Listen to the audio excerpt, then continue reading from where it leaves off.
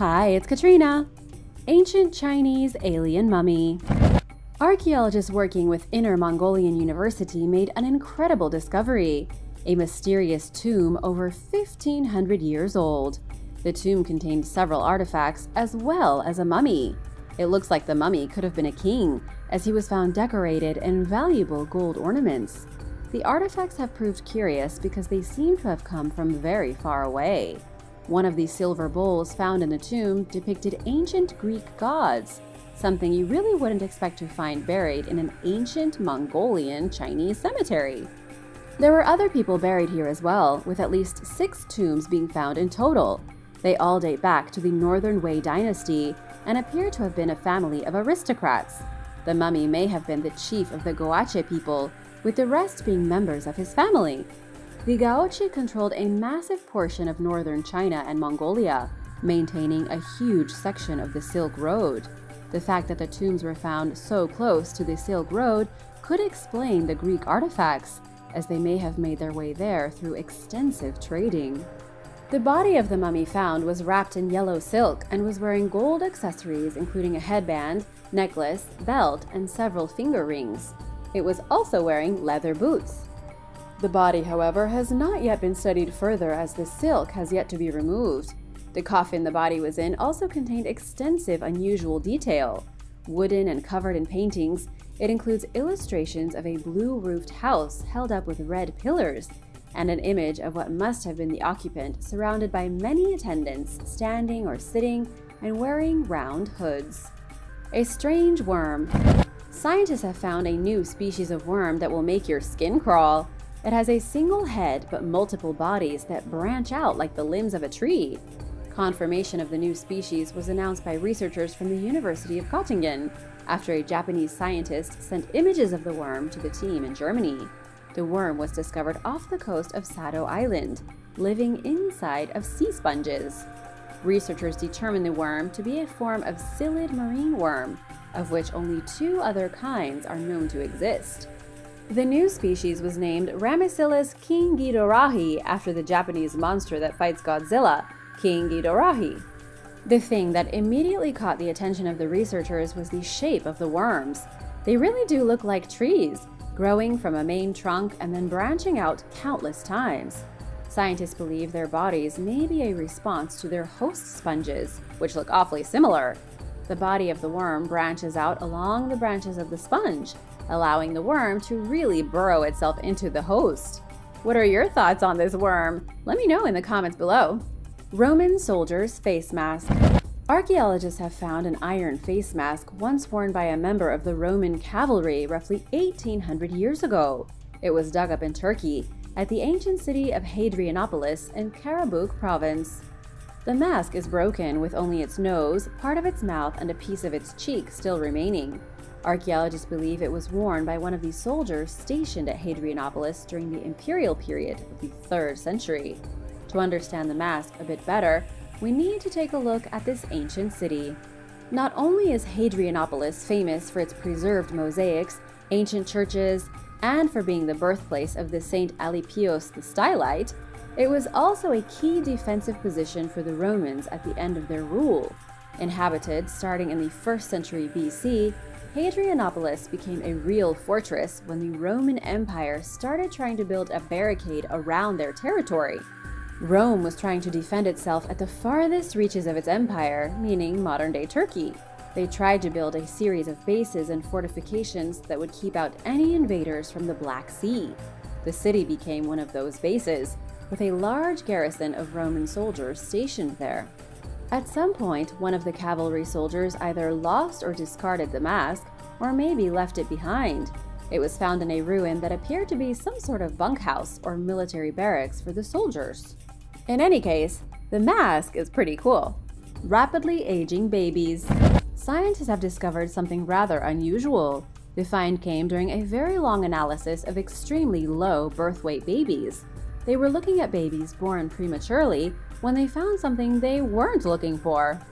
They discovered that male babies born prematurely age faster than female babies born prematurely and babies that are born on time. What we're talking about is biological aging. scientifically known as senescence. Research has shown that male babies born too early have hundreds of key genes in their bodies that age faster than normal over a long span of time. In total, a male born prematurely will be 4.6 years older in senescence by the time they reach 30 than a boy born at the same time with normal birth weight. And yet this difference was not found in any female babies born prematurely with low birth weight. So what does it all mean? The scientific reason remains unclear. Male babies could be more sensitive to prenatal stress, though scientists can't say why this would make them age more rapidly. It just goes to show how little we know about how our bodies work, and how much there is still to be uncovered. Incoming Earth invasion. Scientists with NASA discovered a massive source of energy 4,000 light-years from us. They don't know what the source of the energy is or what it means, but there is an unidentified mass of something very close to us.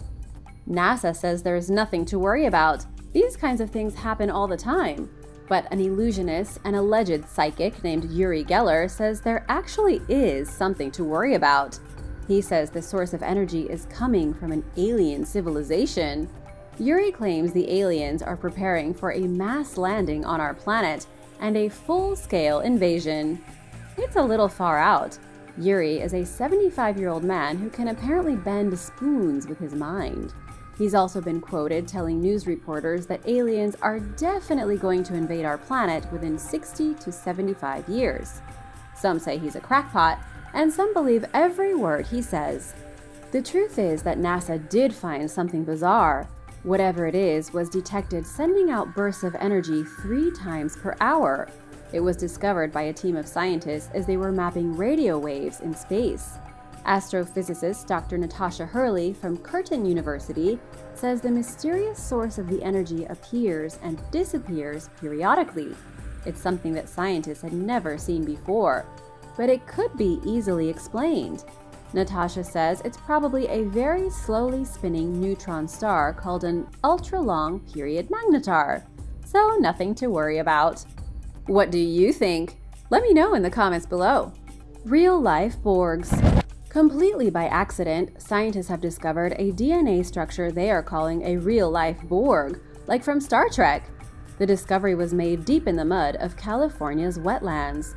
The DNA structure is believed to belong to a single-celled organism carrying a plethora of genes currently unknown to scientists.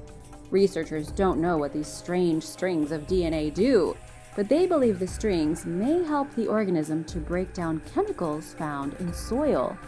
Geomicrobiologist Gillian Banfield says she hasn't been this excited about a discovery since the gene editing tool CRISPR. She and her team basically discovered a foreign entity that is not living or dead, one that assimilates genes. It was found in organisms called archaea. At least 80% of the genes inside the DNA structure of the Borg are unknown, meaning scientists don't know how they function or what their purpose is. The only thing they do know is that some of their genes are used to augment the capabilities of their host. The Borg is able to boost the metabolism of the single-celled organism to give it the ability to metabolize methane. Right now, nobody knows what any of this actually means. We are moving into uncharted scientific territory. But Gillian Banfield says if these Borgs really can act as boosters for methane metabolism, they could be used in the future to capture greenhouse gas and reduce the damage of climate change. Underwater guns in Florida. Fishermen in Florida got a whole lot more than they bargained for recently. Over the course of just 1 week, a man and his grandson discovered a pair of sniper rifles in a canal, while another fisherman hooked a human body in a lake. Dwayne Smith saw a video on YouTube about magnet fishing. He wanted to give it a try with his 11-year-old grandson. They dropped the magnet into a small canal in southern Miami-Dade County and ended up with over 2 pounds of scrap metal and 40 pounds of weaponry. The guns were the same, 2 .50 caliber Barrett sniper rifles. They weren't loaded, and the fellas didn't find any ammunition, but the guns still looked in pretty good shape. Instead of throwing them back in the canal and avoiding the whole situation, Smith alerted the authorities. He was concerned because he noticed the serial numbers had been filed off, and since Smith is a former Army infantry officer, he knows a thing or two about weapons. Our second fisherman was near downtown Auburndale when he threw his hook into the lake and snagged something heavy. It took a minute to reel the mysterious mass out of the water because it was a waterlogged human body. He couldn't believe he literally fished a body out of the lake. When police arrived, they discovered the deceased man was in his 40s, a local resident of the area. He'd been missing for a few days and had probably fallen into the lake by accident. A pig shark. A group of Italian sailors discovered something not even someone with an extraordinary imagination could put together. They found a fish that appeared to be a disturbing mixture of a pig and a shark. It had the body of a shark with a pointy fin sticking out of its back and classic sharp flippers. But when they looked at its face, it had the flat nose of a pig. The unusual freak of nature was found floating along the surface of the water by crewmen of a naval vessel anchored in the town of Portoferraio. They were so disturbed by their unusual animal that they had experts come in to identify it properly.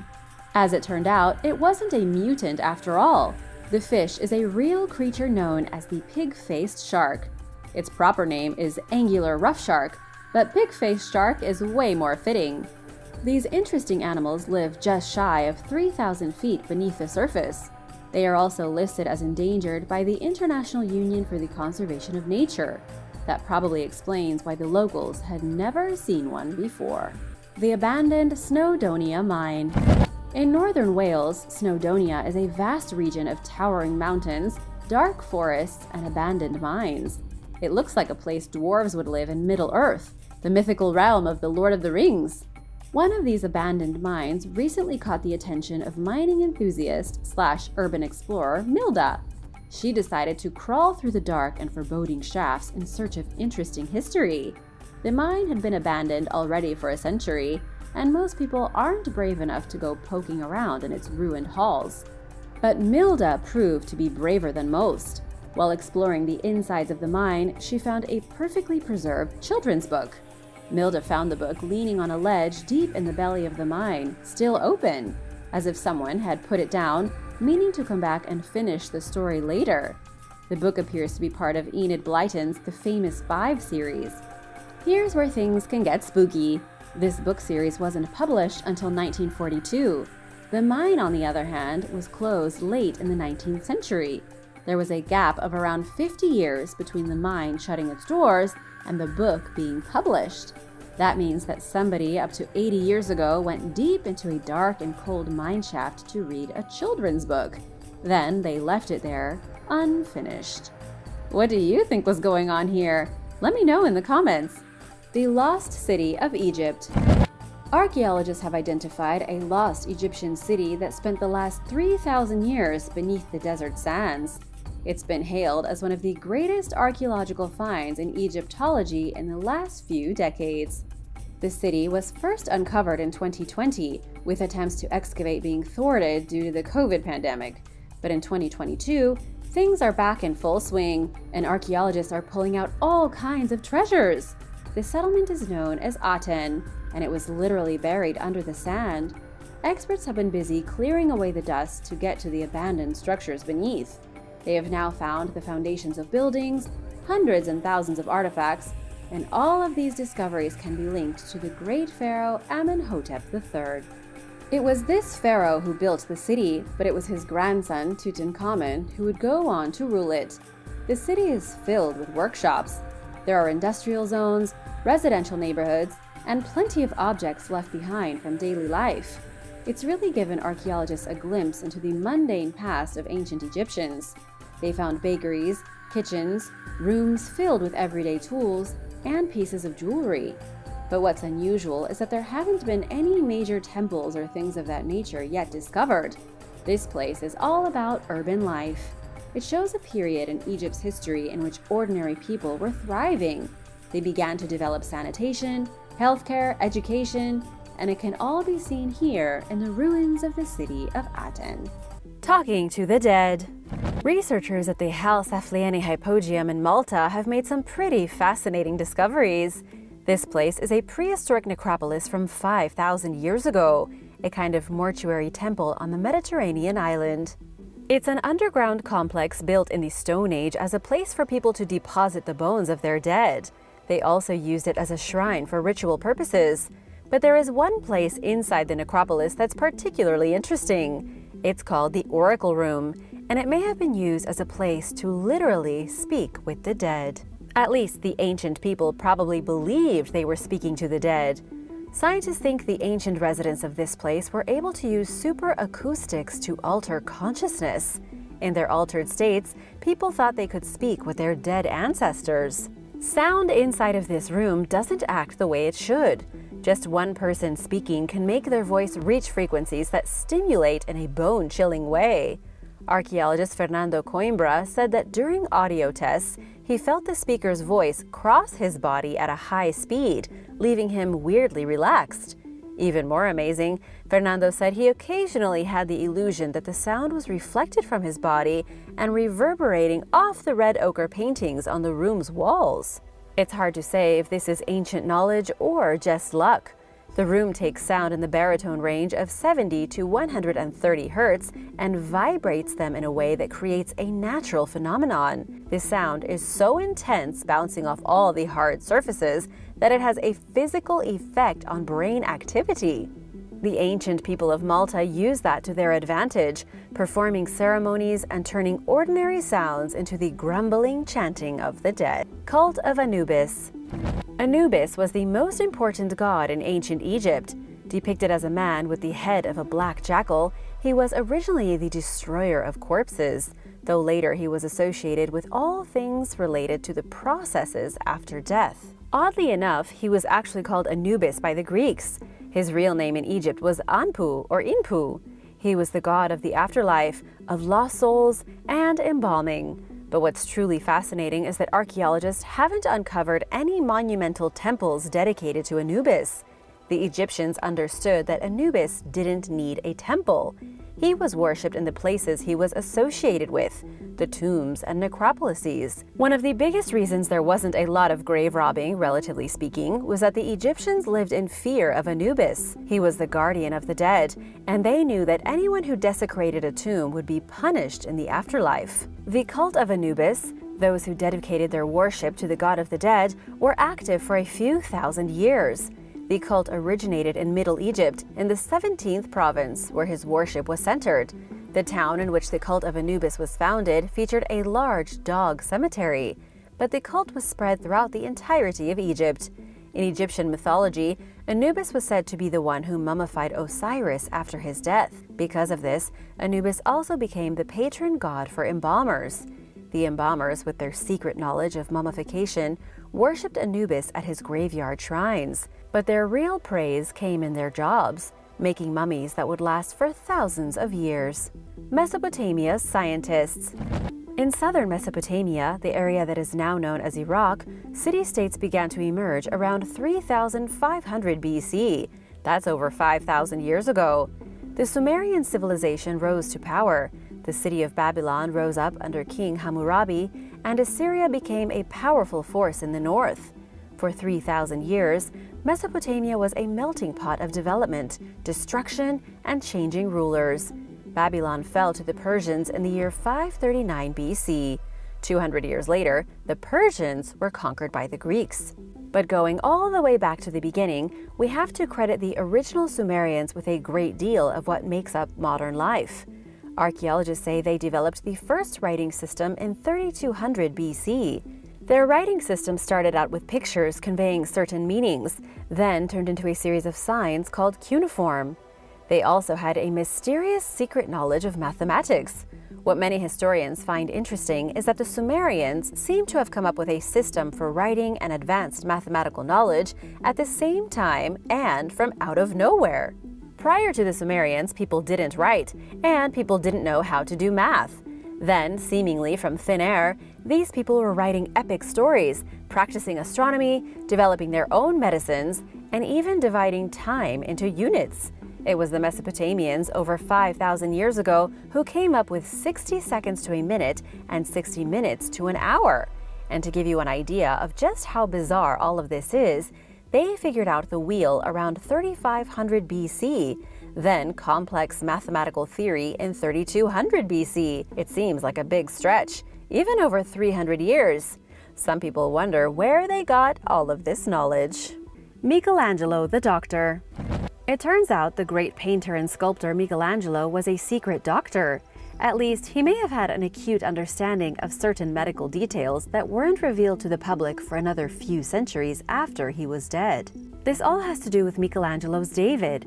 It's arguably the most famous sculpture in the world, and yet the Renaissance master of sculpting added something to David that you don't see on any other statues from that time. The prominent jugular vein in David's neck shows that Michelangelo had an understanding of the circulatory system at least 100 years before medical knowledge had reached that point. You might already know that the jugular vein is visible above a person's collarbone when they go into a state of excitement. And because David was about to battle the Philistine giant Goliath, it makes sense that he was physically excited. Michelangelo put this into his work, adding massive realism, but he did it 124 years before medical scientists documented the bulging of the jugular vein. Back then, artists like Michelangelo sometimes had a more impressive understanding of the human body than doctors. The Emerald Tablet. The Emerald Tablet is said to be a very old Hermetic text that was sought after by alchemists in the Middle Ages. Alchemists believe the tablet was written by the legendary figure Hermes Trismegistus from Hellenistic Egypt. This man was considered the very first to practice alchemical philosophy, and he wrote down his secrets on this mysterious tablet. It was allegedly discovered in a broken tomb underneath a statue of Hermes in ancient Tyana. When people went inside the tomb to investigate, they found the emerald tablet still clutched in Hermes' skeletal hands. Written on the green stone was every secret of the universe. There are a lot of other theories surrounding the Emerald Tablet. One legend says it was written by the third son of Adam and Eve, Seth. Others say the tablet was once kept secret in the Ark of the Covenant. Some stories say the tablet came from the lost city of Atlantis. The list goes on and on. No one knows if the Emerald Tablet actually exists.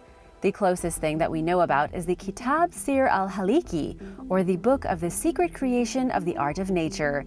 This was an Arabic work from the 8th century, composed of earlier writings on the secrets of alchemy. If the Emerald Tablet ever did exist, it's hard to know what kind of alchemical masteries it contained. What do you think it would say? Let me know in the comments below. Ancient Spanish medicine.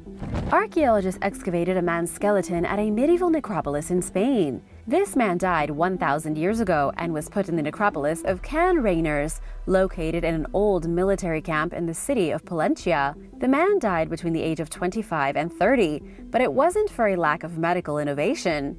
Scientists identified the first physical evidence of ferns being used in medical concoctions to treat a variety of conditions. Those living in ancient Palencia apparently had some previously undiscovered knowledge of herbal medicine. It was the skeleton teeth that revealed the mysterious medical practices. Researchers with the University of York found traces of starch grains and microscopic cells from plant spores. These plant spores were traced back to the ordinary fern leaf. What's really strange is that ferns were never eaten in recorded history. There is only one account from the 1st century that describes it being prepared in a drink to alleviate symptoms of sickness. When the Middle Ages came along, some doctors started experimenting with herbs and plants a lot more than others. One recipe called for fresh fern leaves to be sweetened with orange flowers and honey as a cure for dandruff, the common cold, or even kidney stones. And they were partially right. Recent studies have shown that ferns do indeed have healing properties, although it's still better to go to the hospital if you have kidney stones rather than experimenting at home with fern leaves. The Maya calendars. The ancient Maya had a shockingly advanced way of tracking time. They had 3 main calendars. The first was a sacred calendar that lasted 260 days each cycle. This was what they used for scheduling religious ceremonies. But they had a second calendar very similar to the one we use to date. It consisted of 365 days, separating the year into 4 seasons. And finally, they had a long calendar, one that completed a major cycle which ended on December 21st, 2012. Considering it's currently 2022, we know the Maya didn't actually have some secret knowledge of a cataclysmic event that would cause the world to end. It's been 10 years, and the world is still turning. What they did have was sophisticated knowledge of how the Earth revolves around the Sun.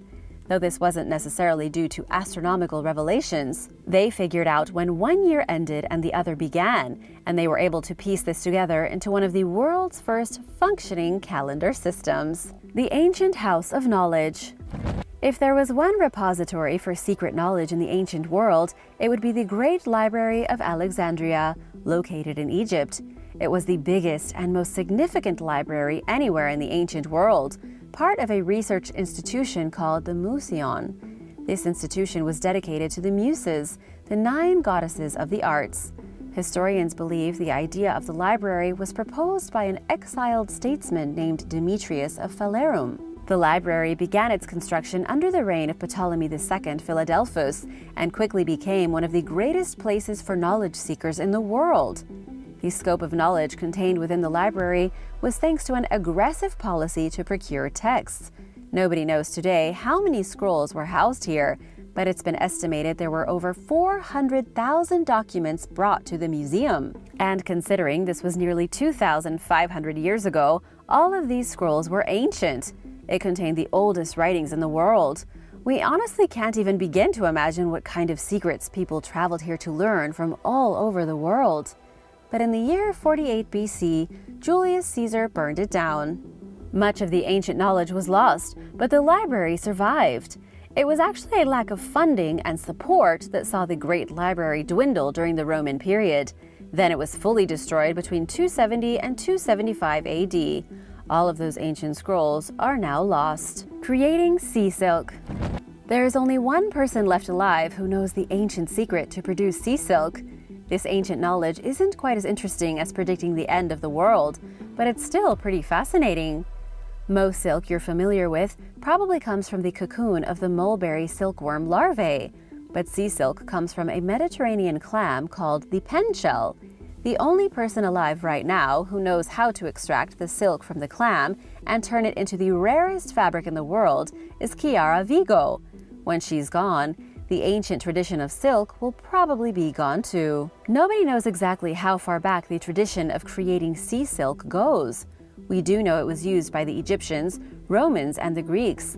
That means the tradition is at least 2,000 years old. What really separates sea silk from modern silk is that the final material glistens in sunlight like gold. This is why it was wildly popular among the richest and most powerful people of the ancient world. Some historians believe sea silk was the inspiration for the Egyptian myth of Jason and the Golden Fleece. But as with many traditions, this one slowly fell out of favor. People stopped learning how to make it, stopped caring, and now only one woman on the island of Sardinia knows how to do it. The mysterious Dogon Tribe. The Dogon Tribe of Mali dates back to 3200 BC. These ancient people had a mysterious knowledge of space that almost seems impossible. For example, they had knowledge about the Sirius system in our galaxy over 5,000 years before it was discovered by scientists in 1862. This African tribe was able to identify Sirius A, the brightest star in the night sky, but they also identified a much dimmer star near it, Sirius B. They commemorated Sirius A's 50-year orbit around Sirius B with something called a Sugi celebration. To sum it up, a primitive tribe identified 2 stars in a remote system locked in orbit. We don't know how, but they did. What's even stranger is that the Dogon's oral traditions speak of extraterrestrials. Not only did they have an in-depth knowledge of the solar system, but they also talked about aliens coming down to Earth and visiting them. They described these aliens as ugly, amphibious monsters that looked like mermaids. They called them the Nomos and believed they lived in the Sirius system. Do you think this is a part of their religious beliefs? How do you think they knew about the stars? Let me know in the comments below. The SS Thistlegorm. The SS Thistlegorm was one of the greatest steamships the world has ever seen and remains one of the most fascinating shipwrecks from World War II. However, most people have never even heard of this ship before. It began its life in April of 1940 as a British armed merchant navy steamship. It was named Thistle after the national flower of Scotland and Gorm after the Gaelic word for blue. Sadly, this enormous vessel wouldn't survive active service longer than a year. It went on 3 voyages across the Atlantic Ocean before meeting its match during the 4th. The Thistlegorm was on its way from Glasgow in Scotland to Alexandria in Egypt when on October 6, 1941, the Germans attacked. A pair of Heinkel 111 aircraft from the German Luftwaffe were dispatched from Crete, which at the time was occupied by the Axis forces. The only goal of the pilots was to destroy something, and they succeeded. The aircraft dropped 2 bombs, which sank the vessel nearly instantaneously. 4 sailors were blown to pieces, and 5 members of the Royal Navy gun crew were lost. These days, the wreckage of the SS Thistlegorm is still sitting at the bottom of the ocean. Near its ruined hull, you can find the remains of the ship's cargo. She had been carrying steam locomotives for the Egyptian National Railways when she was blown up. They ended up being buried on the bottom of the ocean, right there with the ship. Tanks from D-Day. Off the coast of England, divers discovered a lost host of tanks sitting at the bottom of the ocean. These ruined army vehicles may not look so interesting now covered in sea slime, but they once prevented a massive disaster from occurring on D-Day. If it hadn't been for the destruction and sinking of these tanks, thousands more soldiers may have died needlessly when the Allies stormed the beaches. It could have been such a blunder that the day turned out differently. These underwater tanks were used during Operation Smash, a training exercise on Dorset Beach in April of 1944. Soldiers were preparing for the Normandy landings.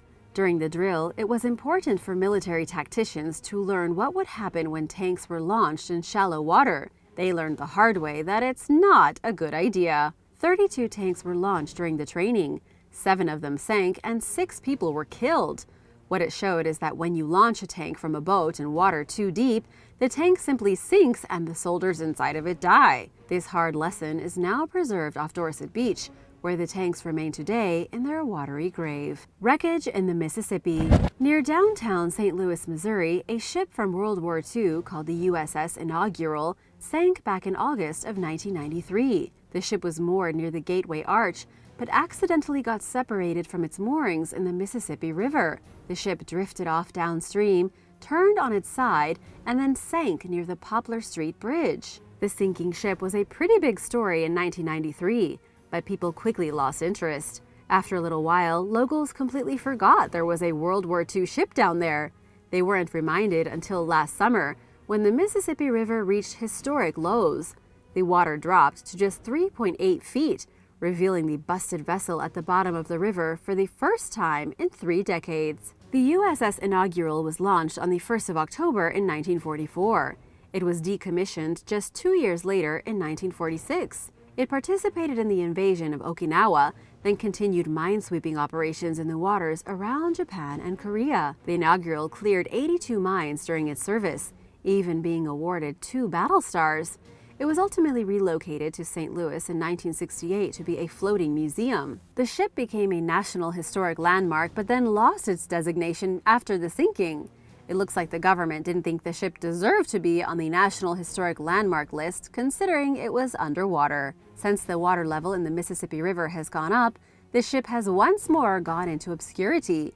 It's still right there near the Poplar Street Bridge, just hidden underwater. Destroyed bomber. A destroyed bomber aircraft from World War II was found off the coast of Croatia. It wasn't the first time one of these warbirds were discovered in the area. There are thousands of sunken vehicles from the war all throughout the Adriatic Sea, including planes and boats. On the island of Vis, there was a very busy Allied airport in 1944. It had only a single runway. Sometimes it was so busy that planes waiting to land would run out of fuel and simply drop into the ocean. Around Vis's old airport, at least 30 aircraft have been found through the years. In 2009, a diver came across the remains of a severely damaged B-24 heavy bomber. With help from the Croatian Conservation Institute, researchers were able to properly identify the plane. They now know it successfully completed 27 assignments before falling near the airport in Vis in 1944. 7 of the crew members were rescued, but the remaining 3 unfortunately perished. We may not know what kind of brave or courageous things these pilots did in the war, but they were undoubtedly still heroes. Shortly after this wreckage was discovered, the same divers found yet another B-24 heavy bomber in the same area. This one was sitting at a depth of around 300 feet. The divers almost missed it because of the poor visibility at such depth. They haven't been able to identify it yet or find out anything about its history, But it goes to show just how many planes are still lost in European waters. The Karacat. The Karacat was built long before World War II ever broke out, back in 1894. It was constructed in Belfast, Northern Ireland. When the ship first set sail, she was a passenger steamer that helped deliver British mail. Her name then was the Guelph, but it was changed to the Karacat in 1913 when the vessel was handed over to the Royal Steam Packet Company. Just 10 years later, on June 25, 1923, the vessel sank. She was en route from the British Virgin Islands to Halifax when she encountered rough seas and hit the northern barrier reef of Bermuda near Fort St. Catherine. There wasn't much that could be done to salvage the ship, and efforts weren't made in earnest until World War II broke out. Suddenly, copper and metal were in high demand. A crew was sent over to the vessel to rip apart coils, propellers, conductors, and anything else made of copper, brass, or bronze. Anything of value that could be removed was taken from the ship. These days, the wreckage of the Karacat is strewn over an area of prime underwater real estate in about 45 feet of water. Divers have found the ship's engines sitting on the sea floor, some giant boilers, 2 large deck winches, and the ship's impossibly huge anchor lying on one side. Dumped military equipment. Divers in the Pacific Ocean have discovered tons of expensive military equipment that was discarded after the U.S. finished up with Japan in World War II. These incredible discoveries were made in the waters of Vanuatu, where it was apparently cheaper to dump equipment than to transport it back home to American soil. Divers managed to photograph jeeps, bulldozers, forklifts, and even tractors. All kinds of heavy machinery needed for the war effort was abandoned here, dumped at a place called $1 Million Point. The name is appropriate, considering how much money was thrown away here. It's impossible to say exactly what all this equipment together must have been worth in the 1940s, but it was probably over $1 million. The U.S. had 2 military bases in the Vanuatu Islands, Buttons and Roses. They had even conscripted the island natives to help them build the bases, which they used as their headquarters for attacking the Japanese. When the U.S. left, they tried to make the locals buy the equipment. But understandably, the peaceful fishermen wanted nothing to do with such things. And besides, they didn't have millions of dollars for tractors. So instead of doing something nice and charitable to the people that helped build their military bases, the U.S. Army dumped their valuable equipment into the water. If the islanders wouldn't pay for it, nobody could have it. What are your thoughts on the U.S. Army dumping so much valuable equipment into the water? Does this surprise you at all? Let me know your thoughts in the comments below. And don't forget to subscribe if you haven't already. We've got lots more videos coming up. Sunken assault rifle. A pair of friends in Holland used magnet fishing rods to look for artifacts and historical relics left behind throughout Europe's grand history. Recently, the pair discovered a sunken assault rifle left behind from World War II. But this was hardly their first piece of military equipment. These guys, both residents of the Netherlands, have already found plenty of machine guns, rifles, hand grenades, and too many dog tags to count. The one reason this particular assault rifle proved so interesting is that it's a Sturmgewehr 44, one of the very first of its kind ever built. The Sturmgewehr 44 was the very first widely distributed assault rifle in the world. It was designed with the ammunition capacity of a submachine gun, yet it fired bullets that would normally come from a rifle. The weapon was used by the German army and was the original inspiration for the Soviet AK-47 and the US M16. The Germans may have been the enemy in the war, but they really did create some of the most innovative and devastating weapons.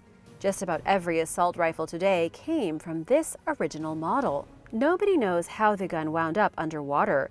The Netherlands hosted some pretty fierce fighting at the beginning of the war when Germany invaded in 1940. Then, during the Allied liberation in 1944, they experienced even more battle. Considering the Netherlands is a nation of rivers, canals, and ponds, it's no surprise that some weapons have ended up buried in local waters. The lost Enigma machine. German divers discovered an encryption machine known as an Enigma device at the bottom of the Baltic Sea. These incredible machines were used by Nazis during World War II to send coded messages from one place to another. The Enigma machines were so complex that Allied scientists had no clue what to make of them. Because of their complexity, Enigma machines allowed the enemy to send messages freely without too much worry about sensitive material being intercepted and translated. At least, the Germans didn't have to think about it for a few years. In 1941, British mathematician Alan Turing finally cracked the code and figured out how the machines worked, allowing the Allies to use German messages to their own advantage.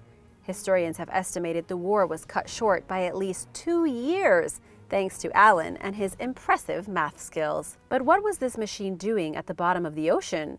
Divers hadn't even been looking for artifacts. They were searching for abandoned fishing nets when they came across the machine. At first, lead diver Florian Huber thought he had discovered a typewriter, but it turned out to be a real historical artifact, probably thrown overboard in the last days of the war. When the Germans realized defeat was imminent, warships and submarines started dumping their code machines into the water to get rid of any evidence of what kinds of evils they'd been up to. The SS Richard Montgomery. The SS Richard Montgomery has been rusting underwater for nearly 8 decades. All that you can see of this strange, abandoned shipwreck today are a trio of masts sticking out of the water. The ship ran aground back in August of 1944 with a cargo of explosives. And guess what?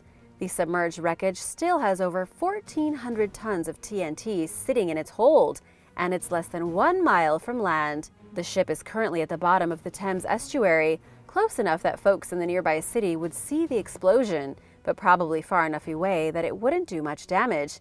At least that's what the government hopes. There are high explosive bombs, fragmentation bombs, cluster bombs, explosive booster charges, smoke bombs, and pyrotechnic signals. There are enough explosives here for a fireworks festival. There is an exclusion zone around the wreckage prohibiting people from going near it just in case it blows.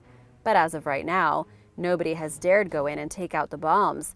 Chances are the fuses have already been flooded and the explosives are inert, but you just never know. Lost gold. Did you know that there is roughly $4.5 to $5 billion worth of gold hiding at the bottom of the sea going back to World War I? During the First and Second World Wars, over 7,500 British merchant ships were sunk.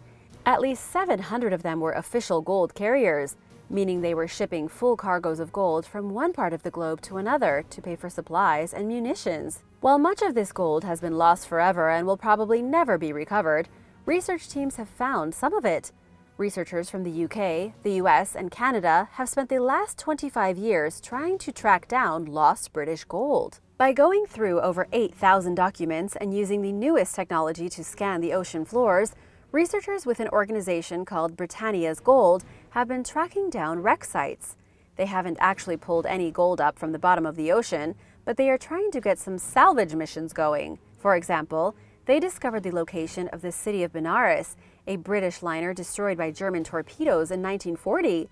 The ship was carrying 262 evacuees to Canada when it was targeted by the enemy. But it wasn't just full of civilians, it was also full of hidden gold stashed there by the government. The team at Britannia's Gold can't actually touch this sunken ship, as it's considered a war grave. But still, it's a great example of just how much lost gold there is sitting at the bottom of the sea. What would you do if you could get your hands on sunken World War II treasure? Would you give it to a museum or keep it for yourself? Let me know in the comments below. And thanks for watching. Remember to subscribe and come back soon for more awesome videos. See you later. Bye!